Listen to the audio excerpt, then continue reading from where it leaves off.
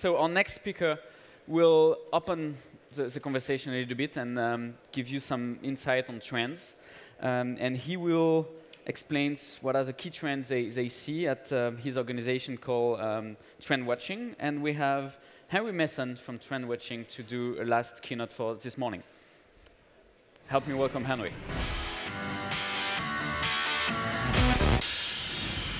OK, good afternoon. Do we have some slides? Great, so I'm just going to dive straight in and throw a couple of innovations at you. This first one, this is recently developed in Hong Kong, and it's a small connected device which you put on the top of your umbrella. And what it does is, when it's in your house, if rain is forecast, it lights up to remind you to take your umbrella. Right? And then when you're out and it's raining, they encourage you can change the color, so you can turn it on, turn it into a little green beacon, and that invites people to share your umbrella with you, right, if you're walking down the street. This here is the seed sheet. This is funding on Kickstarter at the moment. And what this is you want to have a vegetable garden, but maybe you don't have so much time to do all the research and to think about it. So you go to their site, you type in your zip code, and it tells you what herbs and what plants are suited for the climate outside your house. And you use their software to design the garden that you'd like. And then you click print. And they put the seeds in this sheet, in a thin layer of soil. It arrives at your house. You unroll it. You pour water on it. The sheet dissolves. And your garden is there, right, ready to go. Plug and plant. And the final example, just I want to throw at you, is this is being piloted by Audi over in Sweden. And this basically allows you to buy a car with your friends, right, or your colleagues or your neighbors, and split the cost. So it's a little bit like Zipcar, right, but just for a small private group of you. So up to 5 people, you say who they are, you buy the Audi, yeah, you can use the app, you can book it, you can see where it is, you drive it around, and then at the end of a month, either you get a bill split equally, or you get charged for how much you've used it, depending on what you agree with your small private group. OK, so there's a couple of examples, because what I wanted to throw these at you to illustrate is we hear a lot about trends, right? We've heard a lot about trends over the past few days. The mobile web, the Internet of Things, the collaborative economy, right? But we come from a position of consumer trends, OK? Because, yes, you can follow the technology trends, you can follow the funding trends, but if you don't have an understanding of where consumers are heading, where their expectations are heading, and we'll come back to this idea of expectations, right, and you're not building products and services that people want, you can have all the fancy new technology, you can have all of the funding that you raise, but you're going to be dead in the water, right, if you don't make products that people love. So a little bit about me. I run a company called Trendwatching. We're based over in London. And of course, when you say you're a trend watcher, no one has any idea what you do, right? Least of all my mum.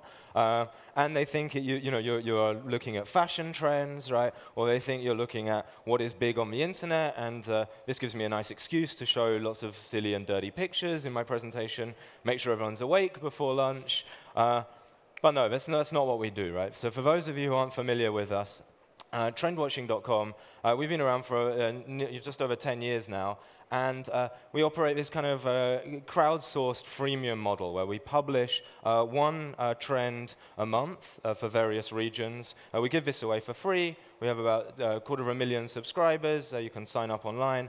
And then we're not an agency. We're not consultants. We also have about 1,200 corporate clients, brands and agencies who pay us $2,500 a year for access to our online trend service. And I said we were crowdsourced because how we source our information, right, we're not a market research agency, we're not a consumer research agency in the traditional sense. We rely on a network of spotters. So we have over 3,000 spotters around the world in over 100 countries. And basically, we ask them to send us things like the examples I've just shown you, right? Interesting things they've come across in their daily lives. These could be new startups. It could be new products or services. It could be from existing businesses, or it could just be new marketing campaigns. Okay? And we sit in the middle of all of this information from different industries, from different regions, different markets, and we try and join the dots, right? We try and say that there's a similarity going on here. And really we try and do this to understand, as I said, where consumer behavior and where consumer expectations are heading. Because when we talk about trends, right, we're thinking about opportunities, right? And we're looking for signals. We look to these examples to give us signals. And we're looking for things that indicate a new way of unlocking or servicing an existing need, desire, want, or value.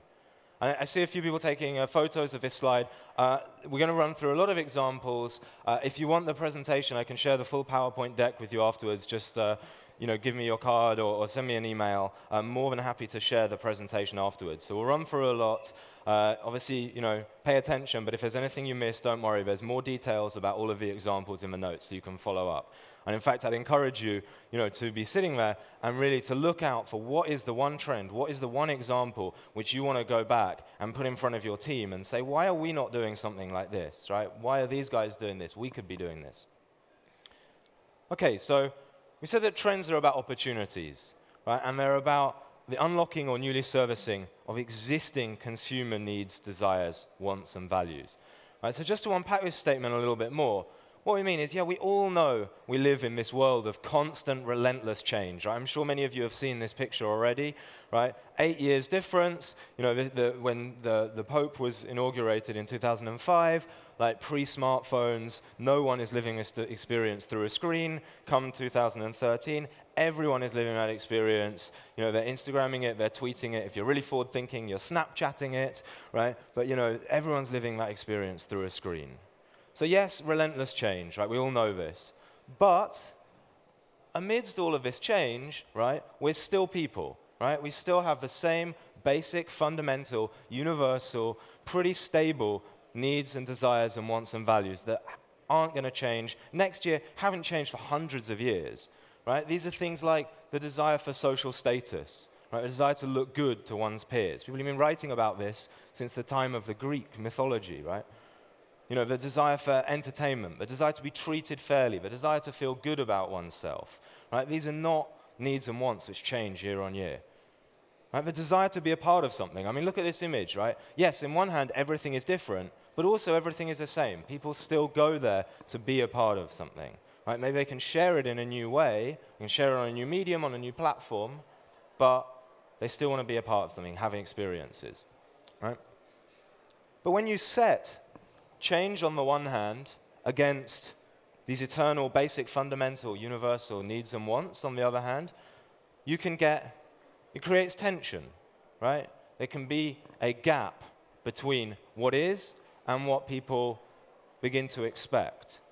Right? And in fact, what we see is that really we're in the consumer economy today is an expectation economy. Right? Hyper-informed, hyper-aware consumers. The stuff I don't need to tell you. We read about this every day, right? Consumers are in control, consumers have perfect information, et cetera, et cetera. But what this means, right, is that consumer expectations are being set outside of your industry, right? They're being set by the best in class, right? Consumers now expect every content to be as entertaining as Red Bull's, right? Every user experience to be as well-designed as Apple's. Every customer service to be as good as Singapore Airlines. Right? So the question to ask yourself is who you're really competing against, and also where can you draw inspiration from? So what we're going to do in the next 10, 15 minutes is to look at some trends, look at some examples of really global best practice. And as I said, what I want you guys to do is look out for the trend or the example which really connects with you, and to think about how you could take that back to your team, back to your organization, and adapt it, learn from it, and deploy some of those learnings to better cater to your consumers' needs and wants. Okay, so the first trend we want to look at here today is what we call instant skills. Right? And this is, again, basic need to be good at stuff, right? To appear competent, proficient, to develop oneself as a person. But of course, what's changing in a world of material abundance, right, and time compression, we have no time to actually learn these skills, to develop, to understand. There's a tension, right? And consumers are looking for shortcuts. They want the output with less of the effort. Okay? And of course, it's not a new trend, right? Think about Instagram. It makes everyone into basically a professional art-style photographer who has a cell phone, right? Removes any barriers to producing great output. Right? And this is the same thing that we see with the seed sheet. Right? Yeah, you want to have a garden. You want to say you've grown your own food. You want to say, you're green-fingered, you're connected with nature, all of this stuff. But you don't have the time or the effort to really understand how to be a gardener. So how do we cut this out? Right? Well, this is a new product that was launched at TechCrunch Disrupt a few months ago. I don't know if I'm allowed to say that at LeWeb. But this is like a George Foreman grill on steroids. You just put your food in, you tell the app what it is in there, how you want it cooked, you press a button, it sears it for you, it holds it if your guests are late, you can't overcook it, you can produce a perfect steak every time. Right? Become a chef with none of the effort. Or this is the Hexo drone. That raised $1.3 million on Kickstarter in the summer. Right? And what this is it has an accompanying app. You set where you want the drone to be relative to your position, right? And you put your smartphone in your pocket, and whether you go skiing or you go biking or just running, it follows you from the angle and the position which you've dictated. So again, you're getting totally professional, high-quality output. You're creating these action movies which would have taken helicopters, professional camera crews a couple of years ago, just with an app, right, and a small drone. So a question that I'd leave you with is, when you're having your product development conversations, looking forward to the products you're building now, what instant skills are you allowing your users to flaunt, right? How are you skilling them up quickly, with no effort, right? How are you helping them look good? So the second trend I wanted to throw at you here today, and I said, we had a lot of talk about the Internet of Things, and we would look at consumer trends, but really this is our take on the Internet of Things, right? The Internet of caring, sharing, saving things. Because when you're having the conversation, when you're looking at the Internet of Things, what I'd urge you to do is not just to look at the technology, right, but to think about the human needs that technology allows you to service. Okay, and think about some of the most basic human needs, right? The desire to stay safe, the desire to stay protected, the desire to share things with people, the desire to save money, right? The desire to consume responsibly. These are basic human needs, right? But think about how the Internet of Things can allow you to serve them in novel, innovative ways. Because this was a study done by part of Accenture, the Acuity Group, in the summer, and when they asked consumers what was preventing them from buying these Internet of Things devices, the top barrier to purchase was a lack of perceived value, right? Not that they were too expensive, but they weren't seen as giving enough value to people, right? So here's some examples. Keeping people safe, right? Over in China, there is a big fear of food safety violations, right? Contaminated food is a big issue.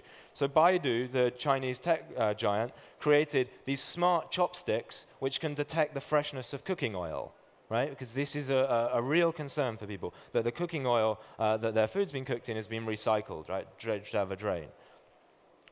Or the example we saw earlier about the umbrella, right? Think about how you can bring people together, right? Make a better world for society through a connected object.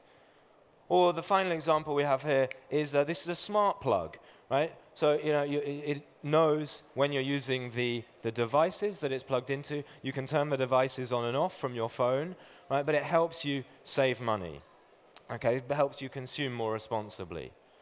And we see this again and again, right? This just aligns with what Nest said. They said, actually, the Nest is almost a environmentally positive product, because for the average user, after just, basically after 2 months of using it, you've offset the greenhouse gases produced in the production of that device, and then you start getting into the positive territory, right? So what I would urge you guys to think about is, yeah, obviously you're focused on the Internet of Things, right? You're going to be thinking about, how can I apply this? But think about, when you're having those discussions, are they centered on human needs, right? Are you designing these products with a view to giving people a better life, right? Either for themselves, for society, or for the planet. So the final trend we wanted to look at here today was what we were calling fare splitting, right? And we give all of our trends these kind of catchy names or silly names, depending on what you think of. Because again, we think it helps if you're having a discussion with people in your organization, with your team, with your clients, let's give it a name, right? Let's talk about it. Bring people together around this idea. But yeah, I'm not going to come up here and tell you, 2015, the trend is going to be about mobile payments, right? Okay, this is ridiculous. We all know this, right? We know that payments on our mobile are coming. There's nothing new there. So when we went out to our spotter network and we said, okay, we know mobile payments are coming, it's not just going to be about are you taking mobile payments, right? But what are you doing with mobile payments to add value for customers at the moment of payment, right? How are you actually improving the payment experience, right? And one of the things that came back was this idea of fare splitting. Right, as we said, we know mobile payments are coming. Starbucks doing 7 million payments a week. Apple Pay signing up 1 million people in the first few days. Right, we know mobile payments are coming, but it's about how can you add value to consumers at the moment of payment. Right? And again, this is backed up by the data. Right? So JWT did a study just literally a couple of months ago, and they asked younger consumers, how do you want to pay with your mobile? And one of the things that came back is they want to not just pay with their mobile, but split the bills with friends, right? Because again, think about expectations, right? We talked about this idea of expectations. Younger consumers, mobile-driven consumers, you're used to being in control, right? Empowered. So they ask, why can we not do more, right? Rather than just pay. So this is why we're seeing apps like Venmo in the US exploding in popularity. Right, so Venmo is basically a P2P mobile payment app. You can transfer money to your friends just through the app with their name, and it's a social kind of payment platform as well. As I said, exploding in popularity. You see they're up 500% in a year. Right? But also, there's people doing interesting other things with payments as well. Whole new services based around this, what you can unlock when people are paying via their mobile and cash is not involved. So Lyft, who we heard from yesterday, right? They found that when they looked at the data, loads of their journeys were in similar directions, right? People, taking a cab in the same direction. So they created this service, Lyft Line, where if you say you're willing to share your ride with someone, right, you can get up to a 60% reduction on the fare, right? You split the cost with someone else taking a similar route.